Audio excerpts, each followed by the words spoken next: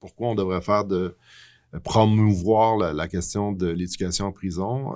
Je pense que c'est important, on se le doit pour des populations qui ont été laissées pour compte par la société et pour lesquelles l'accès à des systèmes scolaires, par exemple, ont été beaucoup plus difficiles. Beaucoup de gars en prison qui font 2 ans ou plus de pénitencier font des programmes alpha d'alphabétisation et qui font leur primaire, complètent leur secondaire, puis arrivent aux études collégiales dans un très court laps de temps. Ce qui signifie un petit peu le fait que ces individus-là n'étaient pas dans des milieux qui étaient propices, dans le fond, à l'apprentissage ou à l'éducation.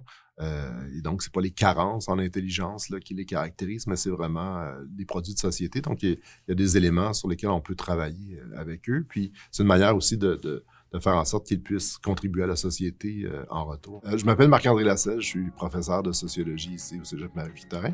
Et je suis également conseiller à la recherche et au développement à la chaire UNESCO de recherche appliquée pour l'éducation en prison. On travaille présentement, ça fait à peu près 1 an et demi, là, sur un projet d'éducation en prison pour les premiers peuples, donc pour les Autochtones, Premières Nations et Inuits au Québec. C'est à la demande de la communauté, à la demande des gouvernements également, qui ont pas toujours de l'argent pour développer ce genre de projet-là, qui se situe un peu entre 2 chaises jusqu'à un certain point. Puis nous, on travaille à développer ce champ-là, à mieux connaître, dans le fond, les besoins, les spécificités. Puis quand on travaille dans le domaine des populations marginalisées et des groupes qui sont liés, dans le fond, au peuple autochtone, ça prend une implication très grande de leur part dans ce processus de recherche-là. Et donc, ce qu'on a proposé de développer, c'est de la recherche-action. Donc, c'est un mécanisme de recherche qui est quand même assez lourd, qui peut être complexe aussi parfois. Et quand on fait ce genre de recherche-là sur le territoire du Québec, donc auprès d'un certain nombre de nations, dans les 2 langues, ça devient vraiment compliqué à mener. Donc, c'est le genre de truc concret qu'on essaie de mettre de l'avant là, avec du maillage, parler à des gens, être sur le terrain, puis s'assurer que cette structure-là de recherche-action soit bien en place là, avant même de partir à la recherche. Ben, un des objectifs que l'on a avec ce projet-là, c'est de travailler vraiment à développer des services d'éducation qui sont vraiment dédiés ou adaptés aux délinquants autochtones sur l'ensemble du territoire québécois. Ça veut dire quoi? Ça veut dire assurer une meilleure réintégration, assurer aussi une certaine forme d'efficacité. Donc, la question de l'éducation en prison est souvent liée à la question des droits fondamentaux, donc ils doivent recevoir ce type de service-là. Mais dans notre façon de concevoir l'éducation en prison, on l'aperçoit également pas simplement dans un cadre plus d'éducation formelle où on reçoit un diplôme, mais on le conçoit également dans le cadre d'éducation non formelle. Donc, c'est de l'apprentissage en fonction de compétences ou de pratique ou de capacité à faire des choses. Donc, il peut y avoir plusieurs choses là-dedans.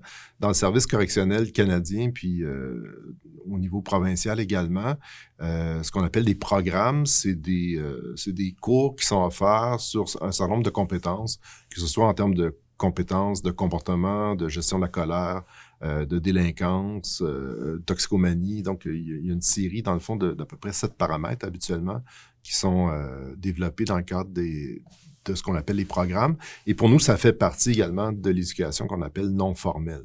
Dans le cas des peuples autochtones, ce qui est intéressant, c'est que la partie où on doit reconstruire en quelque sorte l'identité autochtone, leur redonner souffle, respect, autonomie, il y a une dimension dans laquelle l'appropriation de l'éducation qu'on appelle non formelle devient vraiment importante.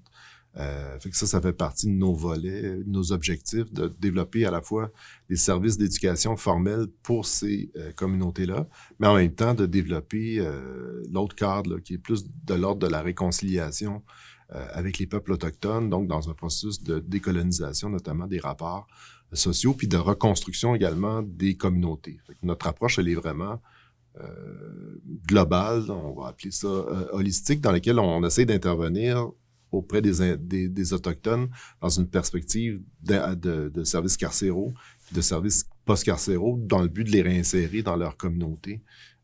C'est sûr que mon regard de chercheur est lié au fait que j'ai une formation, dans le fond, à la fois en philosophie au départ, puis en sociologie.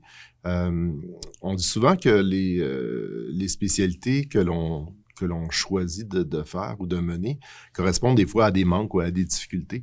La question de l'observation, pour moi, ou du regard est vraiment un élément important. Donc, les sociologues vont souvent s'intéresser à comment ça fonctionne, la vie sociale, pourquoi c'est comme ça, pourquoi c'est pas autrement.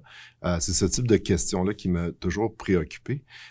Et comme j'avais une formation plutôt théorique, là, beaucoup plus dans l'histoire de la pensée, ou une analyse, dans le fond, des représentations symboliques, si on peut dire, j'avais pas vraiment de terrain. Donc, mes possibilités de terrain se sont vraiment développées en fonction de l'offre de travail. Donc, quand j'ai eu un poste pour travailler en éducation en prison au départ au niveau collégial, sans avoir enseigné au niveau collégial auparavant, j'étais seulement chargé de cours à l'UQAM.